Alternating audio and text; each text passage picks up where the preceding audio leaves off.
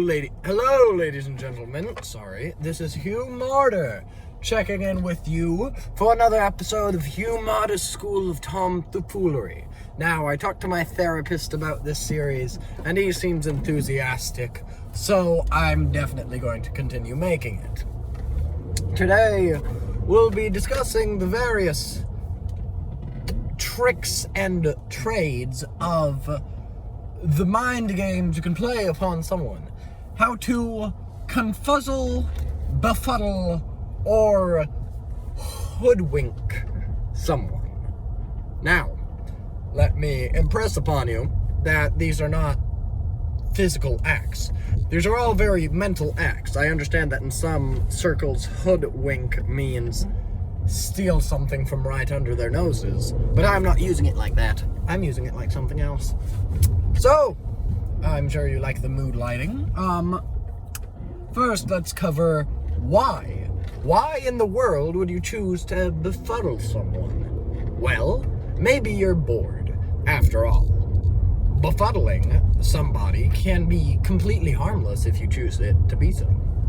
Maybe you have some more nefarious purpose, like you want someone to not notice that you haven't turned in your homework, or something else rather nefarious, honestly. In that exact case, well, you should be glad you're listening to this video, because I'm going to lead you through every little bit and bob of succeeding at confusing someone. Let's say if it's your math teacher. I currently have a math teacher who is distracted at the drop of a pin, so he's an easy example. It's not that he's a bad math teacher, it's that he's an amazing person and willing to become distracted. But anywho, so you must assess the situation of how serious this person you are trying to befuddle is. If their mind is at rest, then you have to be careful. Because if they're at some sort of ease, then they're going to be very versatile and able to resist most attempts to confuse or befuddle them. However, if they are doing an easy, simple task, like cooking, cleaning, or teaching, enough potent words can break their concentration completely and leave them befuddled because they just lost something. So it's easier to befuddle someone who has been doing something.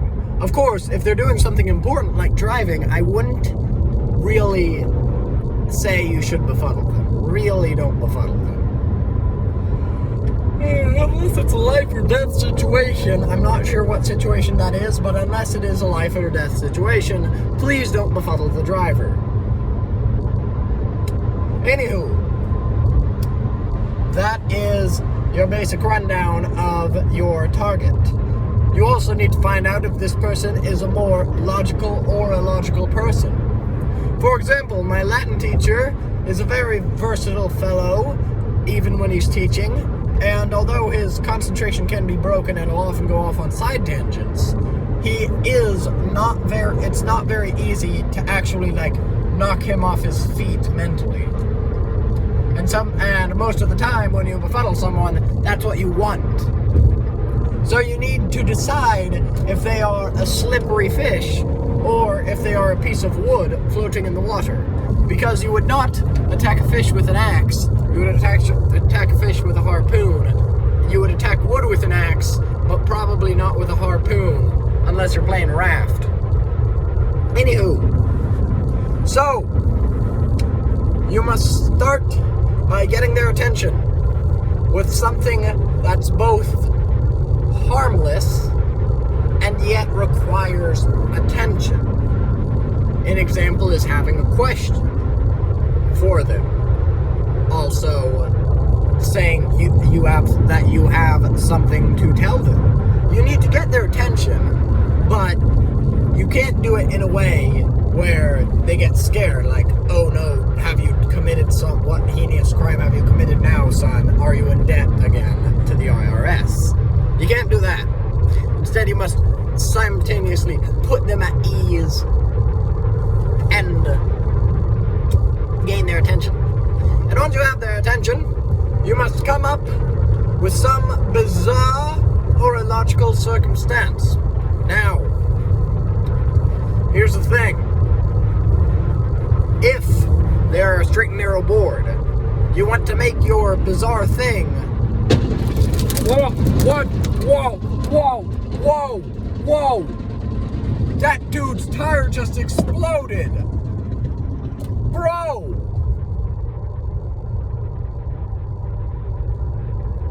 Bro! Dude!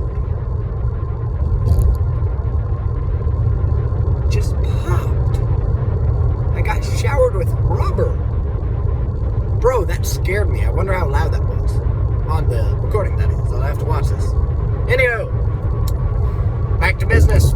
I can't let that distract me. Especially since I can't edit. If they are a straight and narrow board, if they are a very linear person, then take something they know a lot about and make a intangible, confusing comment about it.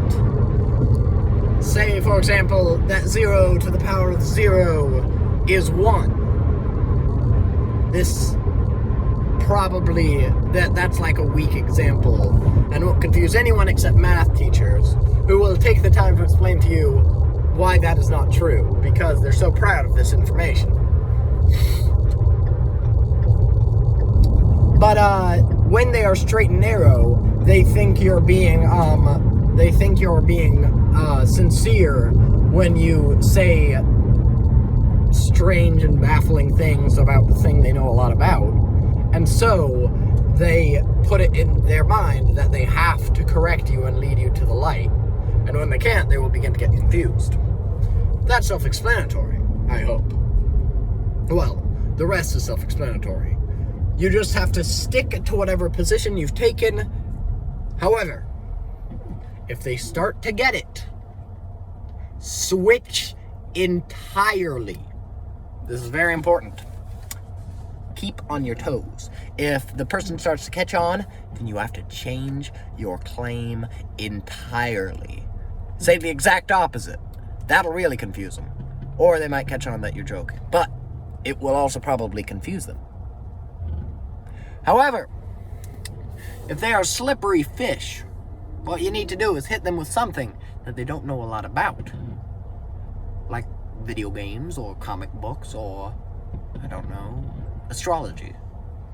Say something like that, but also something that's highly intriguing. And then,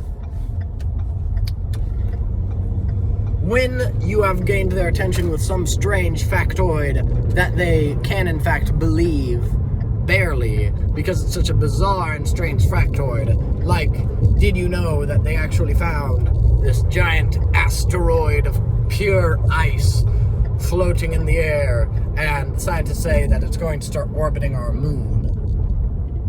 I mean, that sounds possible.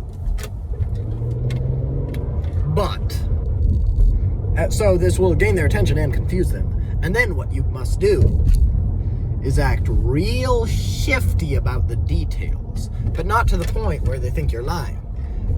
You have to make it convincing, while also, like, changing the story a little and making it more and more preposterous. And they will be trying to wrap their brain around this. Now, a word of warning. If they have a phone, that is a direct guidance against factoid confusion, because usually they'll just look up whatever it is and prove you wrong. So you gotta keep on your toes by demanding their attention and saying, "Don't you believe me?" or something like that.